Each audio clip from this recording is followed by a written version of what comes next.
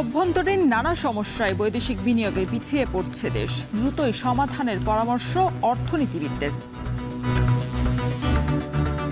গত এই ২-৩ বছরে আমাদের আসলে নতুন নতুন ইন্ডাস্ট্রি আমরা গড়ে উঠতে পারি নাই। আমাদের ফেস যদি প্রফেসর ডক্টর ইউনূসের মতো ব্যক্তিত্ব থাকে তাহলে এ দেশ ঘুরে দাঁড়াতে বাধ্য। ফুটপাতে ৫০ ইঞ্চি জায়গার জন্য বছরে ১.৫ লাখ টাকা চাঁদা দাবির অভিযোগ হকারদের। ১০ দিন ধরে বন্ধ গুলিস্তানের ৫০টি দোকান। নারায়ণগঞ্জের চাষারায় গ্যাস লিকেজ থেকে বিস্ফোরণ, নারী শিশুসহ দগ্ধ ৮ জনকে জাতীয় বার্ন ইনস্টিটিউটে ভর্তি।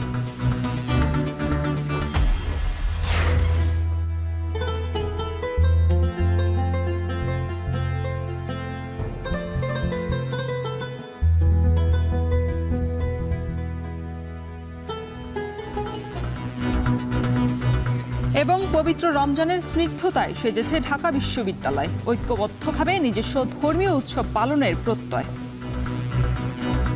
রমজান শুধু ইবাদতের মাস না, একটা আনন্দের মাস হিসেবে আমাদের মাঝে আসে। এখানে কিন্তু নানা মত, নানা পথের শিক্ষার্থীরা কিন্তু একসাথে হলের মধ্যে সহাবস্থান করছে। এটি আসলে ফ্যাসিস্ট মুক্ত আমাদের প্রথম রমজান।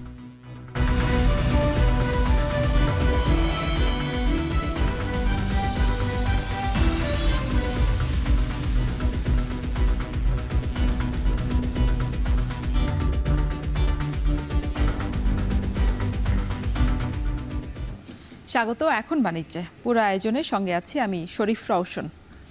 বিশ্বে ৩৫তম আর দক্ষিণ এশিয়ায় দ্বিতীয় অর্থনীতির দেশ হলেও বৈদেশিক বিনিয়োগে পিছিয়ে আছে বাংলাদেশ। অর্থ বছরের জুলাই থেকে সেপ্টেম্বর পর্যন্ত এফডিআই প্রবাহ কমেছে ৭১%। এ সময় বৈদেশিক বিনিয়োগ $৭৬.৭৯ মিলিয়ন। সেটিও গেল অর্থ বছরের একই সময়ের তুলনায় ৪৬% কম। বিনিয়োগ কমার পেছনে অভ্যন্তরীণ সমস্যাকেই দায়ী করছেন ব্যবসায়ীরা। যদিও গেল ৬ মাসে এই সামগ্রিক রপ্তানি প্রবৃদ্ধিকে ইতিবাচকই বলছেন অর্থনীতিবিদরা। আরও জানাচ্ছেন মুন্নাফ রশিদ। গেল অক্টোবরে আইএমএফের সবশেষ প্রকাশিত প্রতিবেদনে টানা তৃতীয়বারের মতো বিশ্বের ৩৫তম অর্থনীতির দেশ হিসেবে নাম উঠে এসেছে বাংলাদেশের, আর দক্ষিণ এশিয়ায় দ্বিতীয় অর্থনীতির দেশ। তবে বৈদেশিক বিনিয়োগে কি অবস্থা? সার্বিকভাবে $5 বিলিয়ন অর্থনীতির চাকা ইতিবাচক থাকলেও বৈদেশিক বিনিয়োগে পড়েছে ভাটা। দক্ষিণ এশিয়ায় যেখানে দ্বিতীয় অর্থনীতির দেশ, বৈদেশিক বিনিয়োগে তার অবস্থান চতুর্থ। চলমান রাজনৈতিক টানাপড়নে সে সংকট তীব্র হয়েছে। চলতি অর্থবছরের জুলাই থেকে সেপ্টেম্বর পর্যন্ত সরাসরি বৈদেশিক বিনিয়োগ বা এফডিআই $৩৬০.৫ মিলিয়ন থেকে কমে দাঁড়িয়েছে $১০৪.৩৩ মিলিয়ন, অর্থাৎ কমেছে ৭১%। এ সময় বিদেশি বিনিয়োগ এসেছে $৭৬.৭৯ মিলিয়ন, যা গেল অর্থ বছরের একই সময়ের চেয়ে ৪৬% কম। ব্যয়ের সাথে মাথাপিছু আয় বৃদ্ধি আর অধিক হারে মধ্যবিত্তের অবস্থান বিবেচনায় যেখানে বাংলাদেশ বিদেশি বিনিয়োগের সম্ভাবনাময় এক বাজার হতে পারে, সেখানে কেন এই অবস্থা?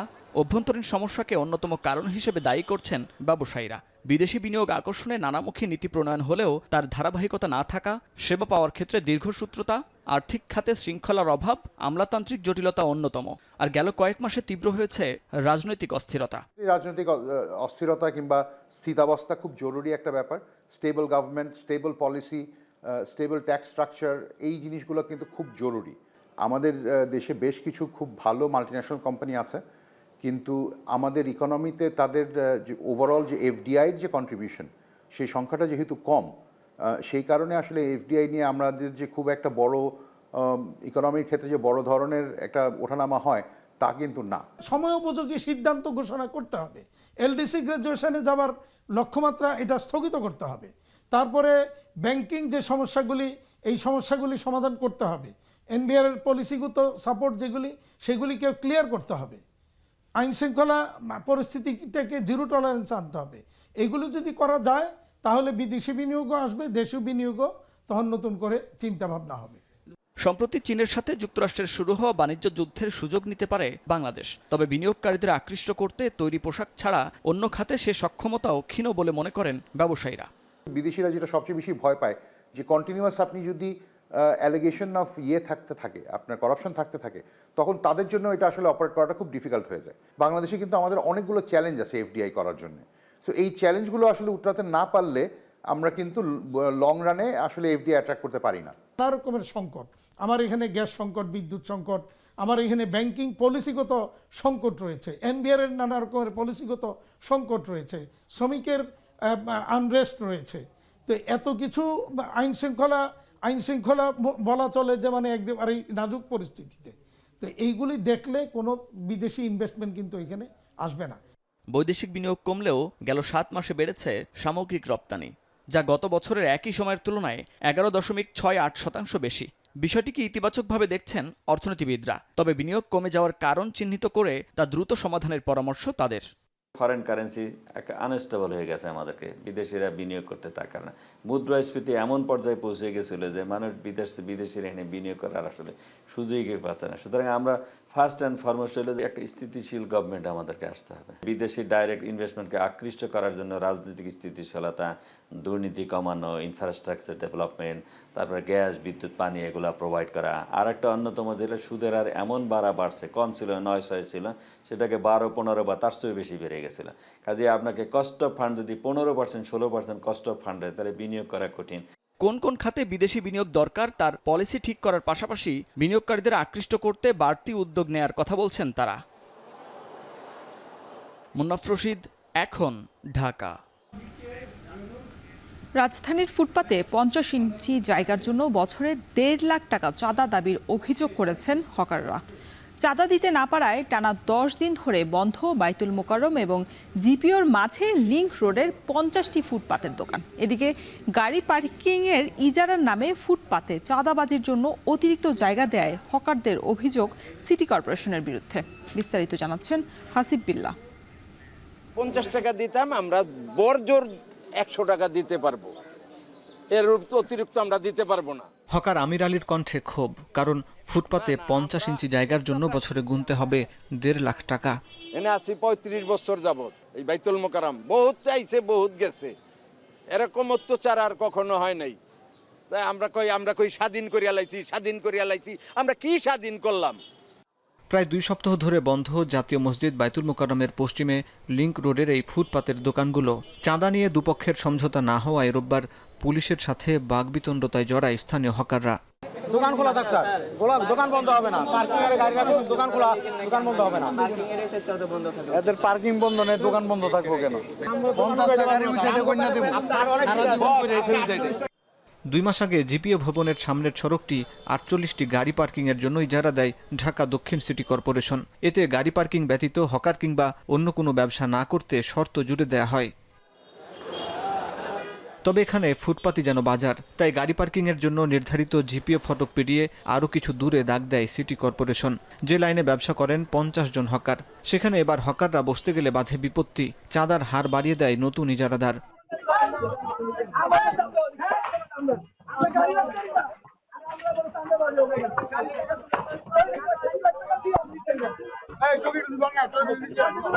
প্রস্তাবে রাজি না হওয়ায় গত 20 ফেব্রুয়ারি লোকবল নিয়ে ভাঙচুর করেন ইজারাদার শাহজালাল বাদল। 10 দিন বন্ধ থাকার পর গত শনিবার রাতে সমঝোতার জন্য মহানগর দক্ষিণের শ্রমিক দলের নেতা মুন্সি বদরুল আলম সবুজের কাছে যায় হকাররা।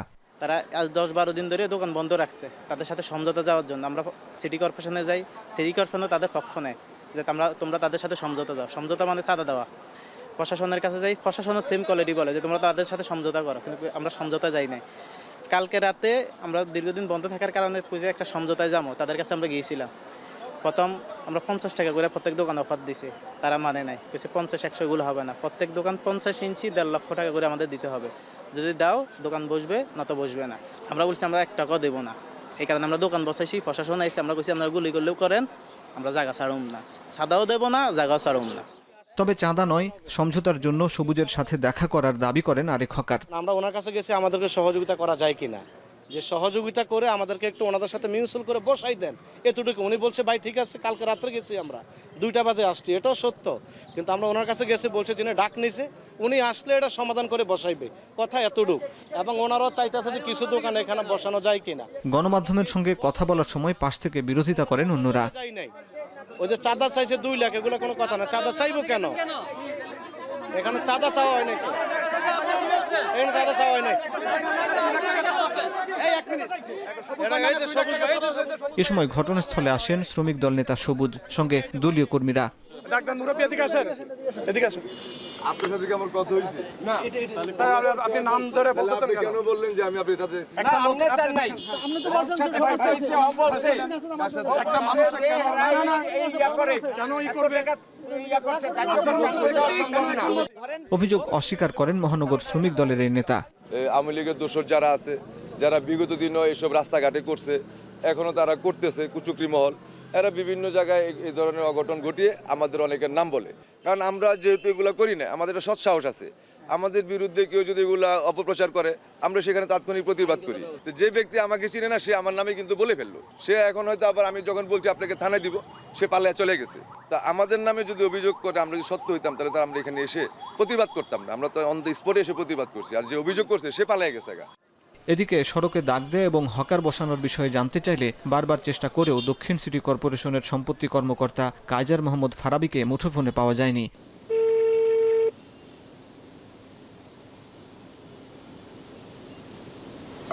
তবে দক্ষিণ সিটির প্রশাসক মোহাম্মদ শাহজাহান মিয়া বলেন, সমাধানের জন্য সম্পত্তি কর্মকর্তাকে দায়িত্ব দেওয়া হয়েছে। হকার যারা আছেন তাদেরকে 1.5 লাখ টাকা করে চাঁদা দাবি করা হয়েছে, এটা এককালীন বছরে। ভাইয়া আমার নলেজে নেই, আমি চাঁদা দাবির কথাটা আমার নলেজে নেই, এটা আমি আপনার কাছ থেকে শুনলাম, এটা একটা সমস্যা। তো আমি আমাদের সম্পত্তি কর্মকর্তাকে দায়িত্ব দিয়েছি, সে একটু ফিডব্যাক দিলে তারপরে আমাদের পরবর্তী কি। হাসিব বিল্লাহ, এখন, ঢাকা। নারায়ণগঞ্জের চাষারা এলাকার একটি টিন শেড বাসায় গ্যাস লাইন লিকেজ থেকে বিস্ফোরণে নারী শিশুসহ দগ্ধ হয়েছেন 8 জন। 2 পরিবারের 8 জন দগ্ধ, 6 জনের শরীরের 20% পুড়ে গেছে। ভোররাতে তাদেরকে উদ্ধার করে জাতীয় বার্ন এবং প্লাস্টিক সার্জারি ইনস্টিটিউটের জরুরি বিভাগে নিয়ে আসা হয়। দগ্ধরা হলেন সুহাগ, রূপালী, সামিয়া, 4 বছরের জান্নাত, সাব্বির, 1.5 বছর বয়সী সুমাইয়া এবং নূরজাহান।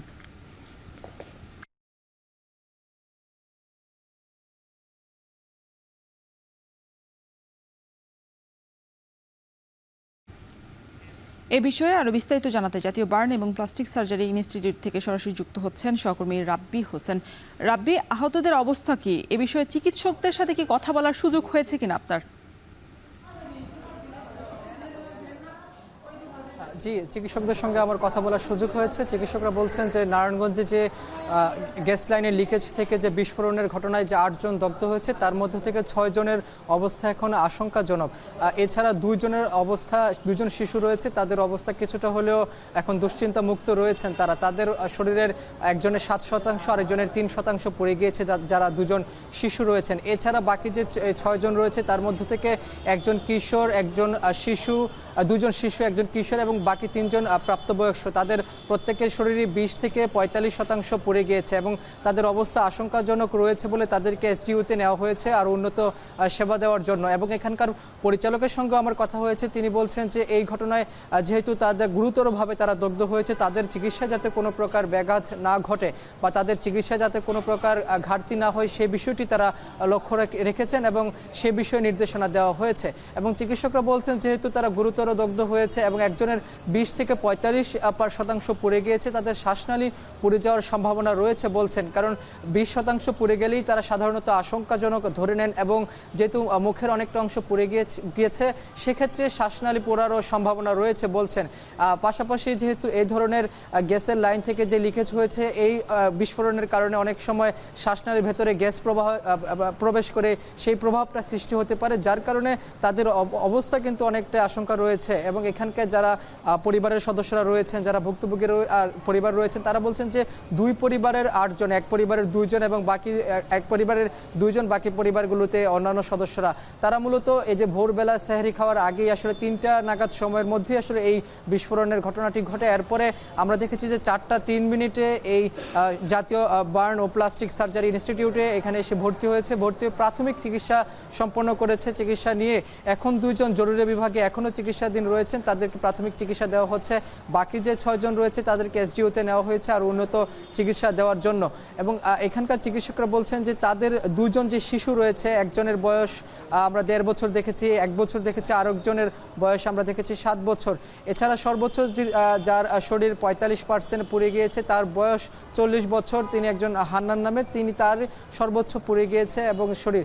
এছাড়া 2 জন শিশুর মধ্যে একজন এই কিশোরও রয়েছে, তার বয়স 16 বছর, তারও শরীর পুড়ে গিয়েছে প্রায় 40% মতো, অর্থাৎ 20 থেকে 45% বেশি সদস্য রয়েছে এখানে দগ্ধ হওয়া। এছাড়া 2 জনের সংখ্যা এখন আশঙ্কামুক্ত তারা রয়েছেন, তাদের পরিবারও স্বস্তিতে রয়েছেন বলছেন। এই ছিল আমার কাছে সবশেষ খবর। নারায়ণগঞ্জের চাষারায় গ্যাস লাইন লিকেজ থেকে বিস্ফোরণের ঘটনায় আহতদের সবশেষ খবর জানাতে জাতীয় বার্ন এবং প্লাস্টিক সার্জারি ইনস্টিটিউট থেকে যুক্ত ছিলেন সহকর্মী রাব্বি হোসেন। উত্তাল জুলাইয়ের পর শান্ত সুনিবিড় এবারের রমজানের ঢাকা বিশ্ববিদ্যালয় প্রাঙ্গণ। প্রতিটি আবাসিক হলে যেন উৎসবের আমেজ, বাধাহীন উৎসব উদযাপনে উচ্ছ্বসিত শিক্ষার্থীরাও। বলছেন, স্বৈরাচার মুক্ত স্বাধীন উদযাপনে এবারের রমজান স্মরণীয় হয়ে থাকবে। বিস্তারিত জানাচ্ছেন সিফাত শাহরিয়ার।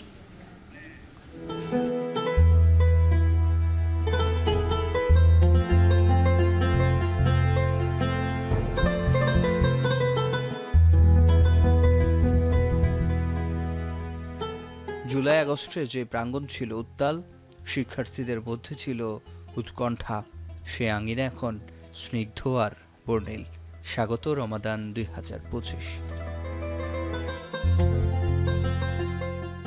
চাঁদ তারা মসজিদের মিনার, রমজান থিমে রঙিন ব্যানার। ঢাকা বিশ্ববিদ্যালয়ের প্রতিটি আবাসিক হলে যেন উৎসবের আমেজ। আলোকসজ্জায় তৈরি হয়েছে এক অন্য আবহ। 3 যুগ ধরে জিয়া হলে চাকরি করা ফজলুল হক শিকদারের চোখে এক অন্য রমজানের শুরু। 36 বছর চলে আমার চাকরি। এখন যেভাবে হল সাজানো হয়, এরকম হল কোনো সময় সাজানো হয় না আগে। এখন যেভাবে সাজানো হয় এইভাবে এখন অনেক সাজানো ভালো হয়। আবাসিক শিক্ষার্থীরা বলছেন, শুধু ইবাদত নয়, আনন্দ আর ঐতিহ্য রক্ষার কাজটাও করতে চান তারা। সুন্দর একটি গেট করা হয়েছে হল কর্তৃপক্ষ থেকে। এই বিষয়টা খুব বেশি ভালো লাগতেছে আমাদের, এবং একদম মন থেকে যে ফিল করা আসলে যে এখানে রমজান আসছে। রমজান আসতে রমজান শুধু ইবাদতের মাস না, একটা আনন্দের মাস হিসেবে আমাদের মাঝে আসে, রহমত বরকত নিয়ে আসে আমাদের মাঝে। যখন আমরা হাসিনা পর্বতে সুযোগ পেয়েছি, আমরা হচ্ছে আমাদের সেই পুরনো ঐতিহ্যগুলো, পুরনো কালচারগুলো আমরা ফিরিয়ে আনার চেষ্টা করতেছি, যাতে করে হচ্ছে আমরা আমাদের যে হারানো কালচার ছিল, আমাদের আগামী প্রজন্মকে, নতুন প্রজন্মকে জানিয়ে দিতে পারি যে আমাদের একটা এরকম কালচার ছিল, যেটি হচ্ছে আমরা দীর্ঘকাল যাবত দেখতে পারেন। ইফতার সেহেরিতে ধর্মচর্চা ও উদযাপনের স্বাদ উপভোগ করছেন হলের শিক্ষার্থীরা। হলটা এভাবে সুন্দরভাবে সাজানো হয়েছে, যা আমাদের অনেক ভালো লাগছে, যে ফ্যামিলির মতো একটা পরিবেশ পাচ্ছি। এখানে সবাই আমরা সিনিয়র জুনিয়র মিলে ইফতার করি, সেহেরি করি, এবং যে রমজান মাস উপলক্ষে যে আমাদের যে হলের কর্তৃপক্ষের যে আয়োজনটা, এটা অবশ্যই প্রশংসার দাবিদার। এই গণঅভ্যুত্থানের ফলশ্রুতিতে আজকে আমরা ধর্মীয় স্বাধীনতার সর্বোচ্চ স্বাদ আস্বাদন করতে পেরেছি। এমনকি প্রত্যেকটি হলে এই আলোকসজ্জা প্রমাণ করে যে বাংলাদেশে প্রত্যেকটি ক্যাম্পাসে আজকে ধর্মীয় স্বাধীনতা এবং তার উদযাপনের পরিবেশ সৃষ্টি হয়েছে। পতিত সরকারের সময়ে নানাভাবে নির্যাতিতদের জন্য এক স্মরণীয় রমজান এবার। ঐক্যবদ্ধভাবে নিজস্ব ধর্মীয় উৎসব পালনের প্রত্যয় তাদের। আমাদের এই আলোকসজ্জা বার্তা দেয় যে আমরা এক এবং ঐক্যবদ্ধ আছি এবং ইনশাল্লাহ এটি বজায় থাকবে। শিক্ষার্থীদের মধ্যে সবসময় একটা ভয় ভীতি কাজ করত, বিশেষত বিভিন্ন অনুষ্ঠান বা আলোকসজ্জা এরকম কখনো শিক্ষার্থীরা এক এবং ঐক্যবদ্ধ হয়ে করতে পারেন। এখানে কিন্তু নানা মত, নানা পথের শিক্ষার্থীরা কিন্তু একসাথে হলের মধ্যে সহাবস্থান করছে। এটি আসলে ফ্যাসিস্ট মুক্ত আমাদের প্রথম রমজান, এবং এটি অবশ্যই আমাদের কাছে স্মরণীয়। আমরা এরকম কখনো পাইনি। বর্ণিল এই আলোকসজ্জা সম্প্রীতির বার্তা হয়ে ছড়িয়ে পড়ুক সকল শিক্ষার্থীদের মাঝে। দলমতের ঊর্ধ্বে গিয়ে মহিমান্বিত এই মাসের শিক্ষা থেকে উদ্ভাসিত হোক সকল প্রাণী, আর শিক্ষাঙ্গন হোক সম্প্রীতি আর সহাবস্থানের। সিফাত শাহরিয়ার, এখন ঢাকা। রমজান মাস উপলক্ষে রাজধানীর বিভিন্ন পয়েন্টে সাধারণ ভোক্তাদের বিশেষ মূল্য ছাড়ে বিভিন্ন পণ্য বিক্রি করছে সিটি গ্রুপ। বিকেল 4টা পর্যন্ত চলবে এই কার্যক্রম। এ নিয়ে আরও বিস্তারিত জানাতে যাত্রাবাড়ি থেকে যুক্ত হচ্ছেন শাহিনুল ইসলাম সাগর। সাগর, জানাবেন যে বিশেষ মূল্য ছাড়ে কি কি পণ্য মিলছে আর সাধারণ ভোক্তাদের উপস্থিতি কেমন দেখছেন?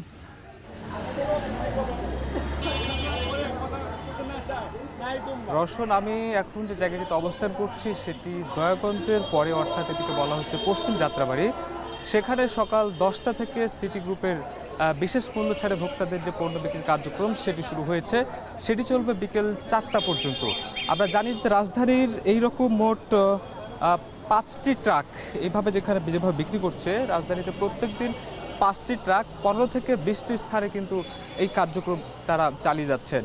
আমরা এখানে দেখতে পাচ্ছি যে এখানে মোট সিটি গ্রুপের 19টি পণ্য পাওয়া যাচ্ছে, যে পণ্যগুলো সাধারণত এই রমজান কেন্দ্রিক যে পণ্যগুলোর চাহিদা সবচেয়ে বেশি থাকে সেগুলোই এখানে দেওয়া হচ্ছে।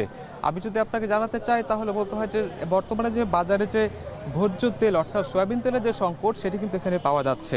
অর্থাৎ সয়াবিন তেলের যে সংকট আছে সেটি বর্তমান বাজারে 175 টাকা লিটার পড়ছে, যেটি এখানে 3 টাকা মূল্য ছাড়ে 172 টাকা তে ভোক্তারা এখানে পাচ্ছেন। সাধারণ ভোক্তারা এখানে উপস্থিতি আমরা ভালো দেখছি। 10টার পর থেকে যেহেতু কার্যক্রম শুরু হয়েছে, সুতরাং মানুষের আনাগোনা আরও বেশি বাড়বে। এখানে যে ট্রাকটি আছে সেটি বিকেল 4টা পর্যন্ত অবস্থান করবে, সুতরাং 4টার মধ্যে আরও অনেক মানুষ আসবেন এবং তাদেরকে যে পণ্যগুলো দেওয়া হচ্ছে সেগুলোর মধ্যে রয়েছে সয়াবিন তেল, সরিষার তেল, মসুর ডাল, ছোলা বুট, তারপর হচ্ছে চিনি গুঁড়া চাল, এছাড়াও চিনি পাওয়া যাচ্ছে, ফিরনি মিক্স পাওয়া যাচ্ছে, হালিম মিক্স পাওয়া যাচ্ছে। অর্থাৎ এগুলো যেগুলো হইতেছে যে হচ্ছে মুখরোচক খাবারের সঙ্গে যেগুলো পশ্চাতে যেগুলো বানানো হয়। এছাড়াও আমরা দেখতে পাচ্ছি যে গুঁড়ো দুধ পাওয়া যাচ্ছে, যেটি 500 গ্রামের দাম বাজারে হচ্ছে 425 টাকা, সেটি 50 টাকা মূল্য ছাড়ে সেটি 375 টাকায় কিন্তু এখান থেকে ক্রেতারা কিনতে পারছেন। এছাড়াও সিটি গ্রুপের যে পানি রয়েছে জীবন পানি, সেটি হচ্ছে 500 মিলিলিটার পানির দাম হচ্ছে 20 টাকা, যেখানে এখানে ক্রেতারা পাচ্ছেন মাত্র 10 টাকায়। এখানে সাধারণ যে ক্রেতারা আছেন তারা বলছেন যে এইরকমভাবে সাধারণ মানুষের পাশে দাঁড়ানোর যে সিটি গ্রুপের যে ভূমিকা সেটি তারা খুবই ইতিবাচক হিসেবে দেখছে এবং অন্যান্য যে শিল্প গ্রুপ আছে তাদের প্রতি তাদের একটাই দাবি আছে যে তারা চাচ্ছে যে অন্যান্য গ্রুপগুলো এভাবে তাদের পাশে দাঁড়াক। তো এই ছিল আমার এখান থেকে সবশেষ তথ্য। রওশন, চাঁদপুরে গরু, মুরগি এবং খাসির মাংসের দাম নির্ধারণ করে দিয়েছে জেলা প্রশাসন। একই সঙ্গে প্রতি হালি ডিমের দাম নির্ধারণ করা হয়েছে 38 টাকা। এ নিয়ে আরও বিস্তারিত জানাতে চাঁদপুর থেকে যুক্ত হচ্ছেন সহকর্মী তালহা জুবায়ের।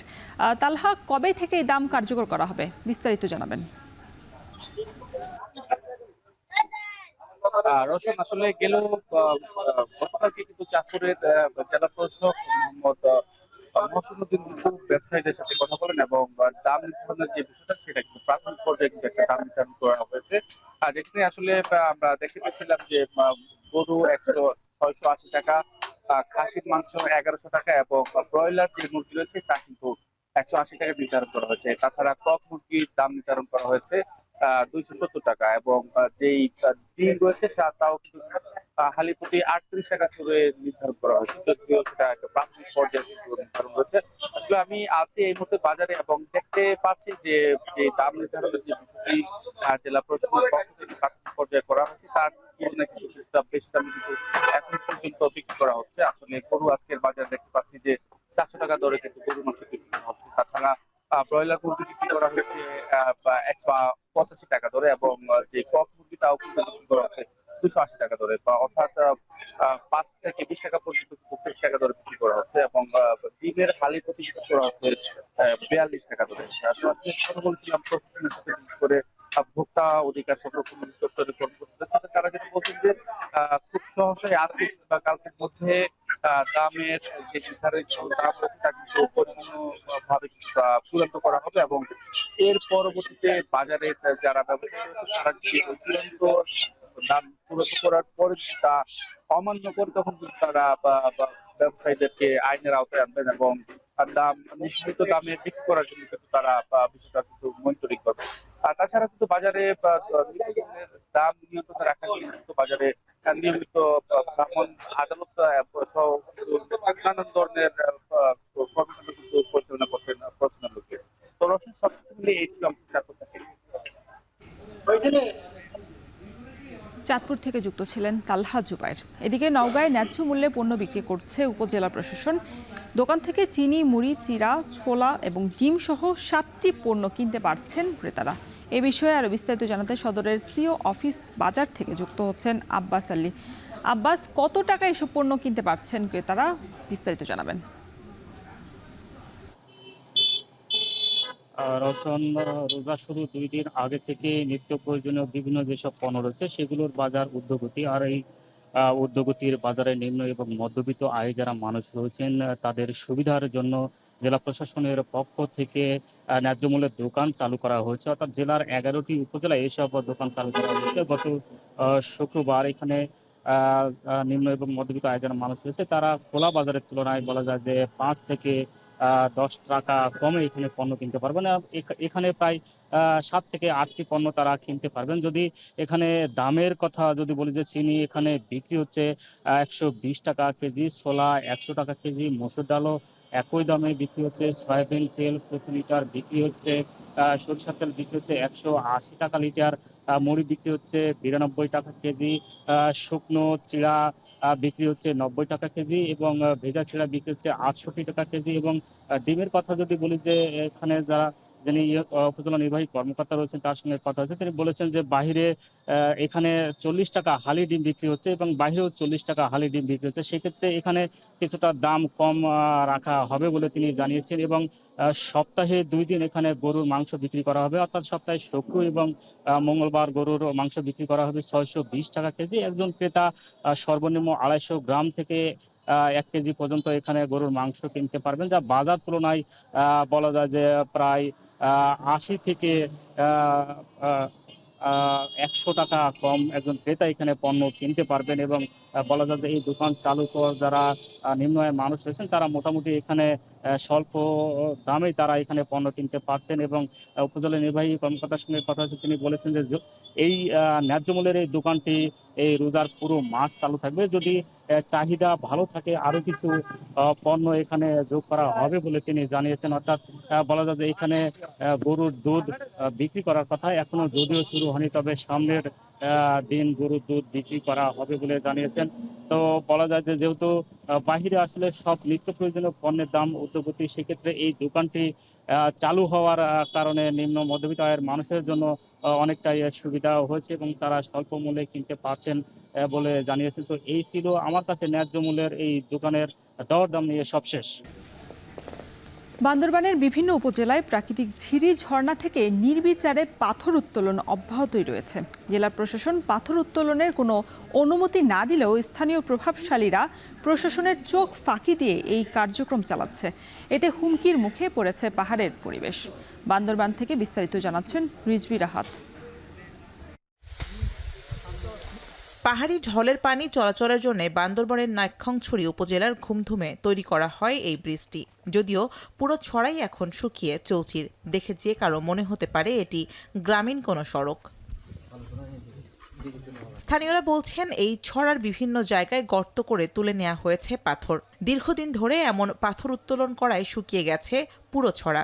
একই অবস্থা বেশিরভাগ ছড়া ও ঝিরির। এদিকে অবাধে পাথর উত্তোলনে বাড়ছে পানির সংকট, একই সঙ্গে কমছে কৃষি আবাদ। স্থানীয় প্রভাবশালী মহলের যোগসাজশে দীর্ঘদিন ধরে পাথর উত্তোলন চলছে বলছেন স্থানীয়রা। 2-3 কিলোমিটার এরিয়া জুড়ে আপনার সব পাথর তুলে ফেলছে। আপনারা যে পাথরগুলো যদি এখান থেকে যদি নিয়ে যান তাহলে আমাদের কোনো খাবার পানিও তো আমরা পাবো না। এই ঝিরি থেকে মাটি খনন করে পাহাড় খনন করে বিপুল সংখ্যক পাথর উত্তোলন করতেছেন। পাথর তোলার কোনো অনুমতি নেই, কিন্তু তবুও আমাদের এই এলাকায় কিছু প্রভাবশালী লোকজন মানে অনুমতি না নিয়ে মানে এখান থেকে ইট পাথর সব নিয়ে যাচ্ছে। এদিকে উপজেলা প্রশাসন বলছে পাথর তোলা নিষিদ্ধ হলেও অনেকেই আগের নেয়া অনুমতিপত্র দেখিয়ে ঝিরি ও পাহাড় খুঁড়ে পাথর উত্তোলন করছে। এ বিষয়ে বিভিন্ন সময় অভিযান চলমান রয়েছে বলছেন কর্মকর্তারা। আমি ব্যাপারটা সম্পর্কে জেনেছি, ইতিমধ্যে আমি আমাদের বান্দরবানের যে পরিবেশ অধিদপ্তর তাদেরকে ব্যাপারটা জানিয়েছি। তারা অভিযান পরিচালনা করার সিদ্ধান্ত নিয়েছেন, সহসাই হয়তো তারা আসবেন। আমি ইতিমধ্যে আমাদের ওখানে যে আমাদের সীমান্তে যে বিজিবি আছেন তাদেরকেও জানিয়েছি, তারাও ব্যাপারটা নিয়ে কাজ করছেন। দুর্গম এলাকায় শুধু আইন প্রয়োগ করে পাথর উত্তোলন বন্ধ করা সম্ভব নয় বলে মনে করছে প্রশাসন। সেজন্য স্থানীয়দের মধ্যে সচেতনতা সৃষ্টির তাগিদ দিচ্ছেন তারা। এখন বান্দরবান। এবার আন্তর্জাতিক। প্রতি বছরের মতো এবার রমজান মাসেও সংযুক্ত আরব আমিরাতে পণ্য ছাড় দিচ্ছেন ব্যবসায়ীরা। প্রায় 644টি প্রধান সুপারমার্কেটে 10,000 পণ্যের ওপর 50%-এরও বেশি ছাড় ঘোষণা করা হয়েছে। আলোকসজ্জায় সেজেছে গুরুত্বপূর্ণ সড়ক, মহাসড়ক স্থাপনা।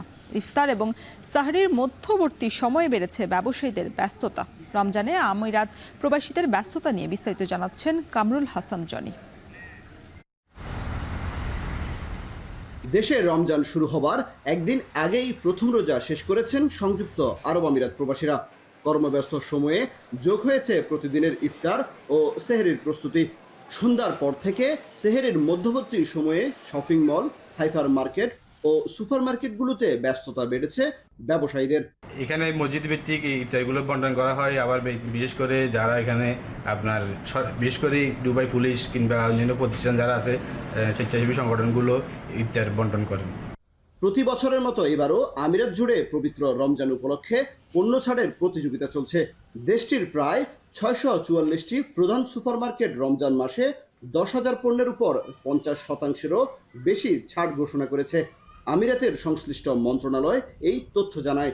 এমনকি নির্দিষ্ট 9টি নিত্য প্রয়োজনীয় পণ্যের উপর দাম বাড়ানোর নিষেধাজ্ঞা রয়েছে কর্তৃপক্ষের।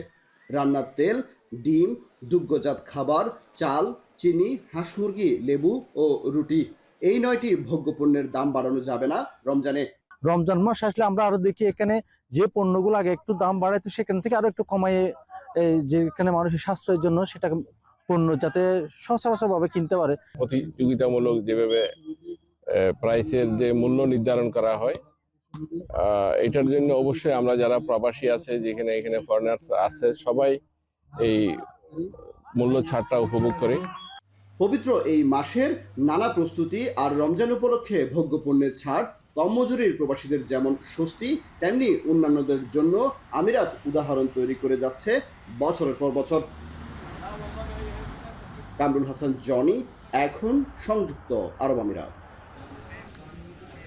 ধর্মীয় ভাবগাম্ভীর্যের মধ্য দিয়ে সিয়াম সাধনার মাস উদযাপন করছে মালয়েশিয়া। মসজিদে মসজিদে বেড়েছে মুসল্লিদের সমাগম।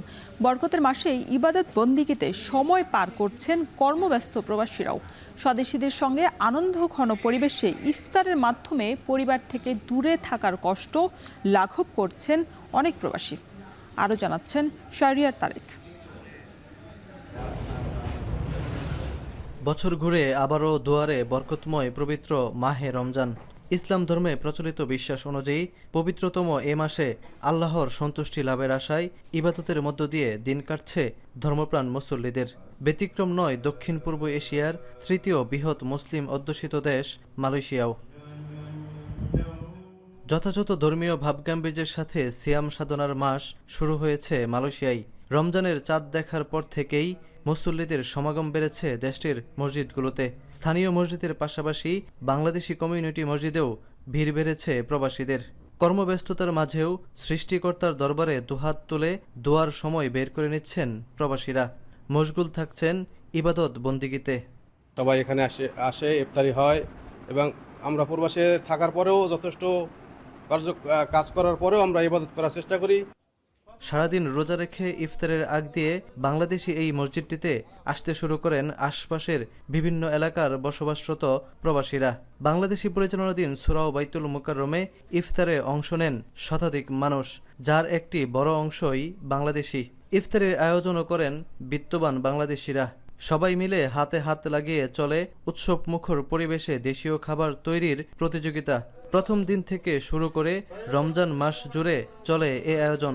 স্বদেশীদের সঙ্গে আনন্দঘন পরিবেশে ইফতারের মাধ্যমে পরিবার থেকে দূরে থাকার কষ্ট লাঘবের চেষ্টা করেন বহু প্রবাসী।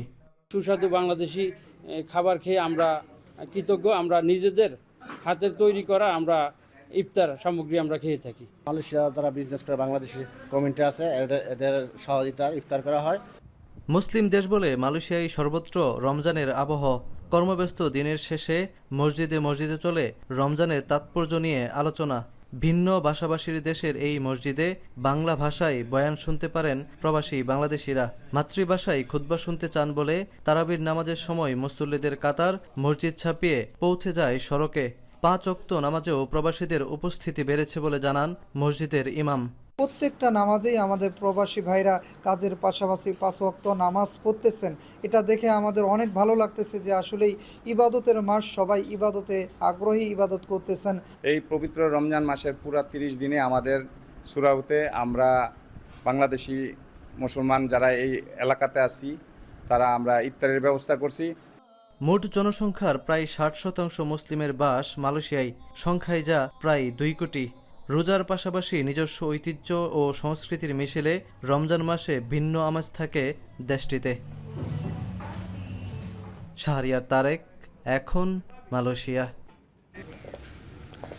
জিয়া চ্যারিটেবল ট্রাস্ট দুর্নীতি মামলায় খালাস পেলেন বিএনপির চেয়ারপারসন বেগম খালেদা জিয়া। হাইকোর্টের দেওয়া রায় বহাল রেখেছেন আপিল বিভাগ। এ নিয়ে বিস্তারিত জানাতে আমাদের সাথে এই মুহূর্তে যুক্ত হচ্ছেন মশিউর অনিক।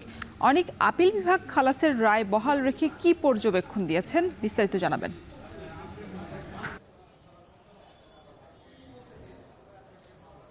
রওশন পর্যবেক্ষণের কথা বলছিলেন, তবে তার আগে জানিয়ে রাখতে চাই জিয়া চ্যারিটেবল ট্রাস্ট দুর্নীতি মামলায় বিএনপি চেয়ারপারসন বেগম খালেদা জিয়াকে 7 বছরের কারাদণ্ড দেওয়া হয়েছিল এবং সেই মামলাতেই আসলে বিগত 27 নভেম্বর গিয়ে হাইকোর্ট বিভাগ তাকে খালাস দেন।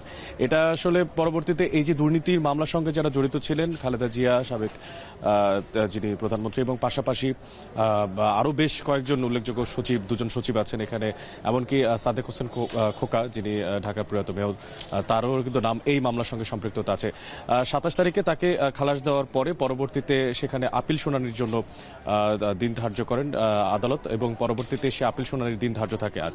বিগত 27 তারিখেই মূলত সেই আপিল শুনানির দিনটা ধার্য করা হয়। সেই জায়গা থেকে আজকে যেই শুনানি, সেই শুনানিতে আদালতের সামনে যে খালেদা জিয়ার যিনি আইনজীবী, তিনি বলেছেন যে যেই 33 জন সাক্ষীর কথা বলা হন তারা প্রমাণ করতে পারেননি যে খালেদা জিয়া এই মামলার সঙ্গে সম্পৃক্ত এবং যারা এই মামলার সঙ্গে আসামি তারা এই মামলার সঙ্গে সম্পৃক্ত, এবং যে কারণেই পরবর্তীতে তার বিপরীতে যে আপিল শুনানি, যে চ্যারিটেবল ট্রাস্টের মামলা, দুর্নীতি মামলা, সেই মামলাতে কিন্তু তাকে আজকে পূর্ণাঙ্গ যে খালাস আপিল বিভাগ থেকে সেই খালাসটা কিন্তু দেওয়া হয়েছে। এর আগে রওশন আপনাকে একটু জানিয়ে রাখতে চাই যে 33 জন সাক্ষীর কথা বলছিলাম, তাদের প্রত্যেকের ব্যাপারে কিন্তু আলাদা আলাদা করে বলা হয়েছে এবং এটাও বলা হয়েছে যে বিচারক ঠিক এই মামলার রায়ের সঙ্গে সম্পৃক্ততা রেখেছেন তাদেরকেও কিন্তু পুরস্কৃত করা হয়েছে। তো রওশন, এই ছিল আমার কাছে আদালত প্রাঙ্গণ থেকে সবশেষ। হাইকোর্ট থেকে যুক্ত ছিলেন সহকর্মী মশিউর অনিক। এবারের 97তম অস্কার অ্যাওয়ার্ড অনুষ্ঠানে সেরা অভিনেতার পুরস্কার পেলেন অ্যাড্রিয়ান ব্রডি। দ্য ব্রুটালিস্ট মুভির জন্য পুরস্কার পান তিনি। আর সেরা অভিনেত্রীর পুরস্কার পেয়েছেন মাইকি ম্যাডিসন। আনোরা মুভিতে অসাধারণভাবে যৌনকর্মীর চরিত্র ফুটিয়ে তোলার জন্য এই পুরস্কার পান তিনি। এছাড়া একই ছবির জন্য সেরা পরিচালকের পুরস্কার পান শন বাকের। এবারের অস্কারে আনোরা ফিল্মটি সেরা চলচ্চিত্র হিসেবেও নির্বাচিত হয়েছে। বিভিন্ন ক্যাটাগরিতে মোট 5টি পুরস্কার পায় এই ছবির কলাকুশলীরা। এদিকে ইমিলিয়া পেরেজ মুভির এল মাল গানটি সেরা মিউজিক হিসেবে পুরস্কার পেয়েছে। গেলবারের মতো এবার অস্কার অ্যাওয়ার্ড শোর সঞ্চালকের ভূমিকায় ছিলেন মার্কিন টিভি ব্যক্তিত্ব কোনান ওব্রায়েন।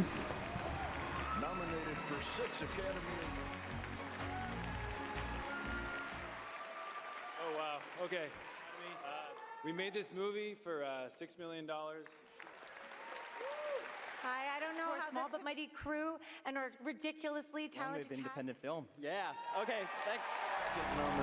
শেষ করছি এখন বাণিজ্য, তার আগে শিরোনামগুলো আরও একবার। জিয়া চ্যারিটেবল ট্রাস্ট দুর্নীতি মামলায় খালাস পেলেন খালেদা জিয়া। হাইকোর্টের দেওয়া রায় আপিল বিভাগেই বহাল।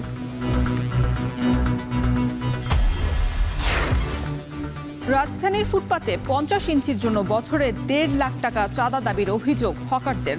10 দিন ধরে বন্ধ 50টি দোকান।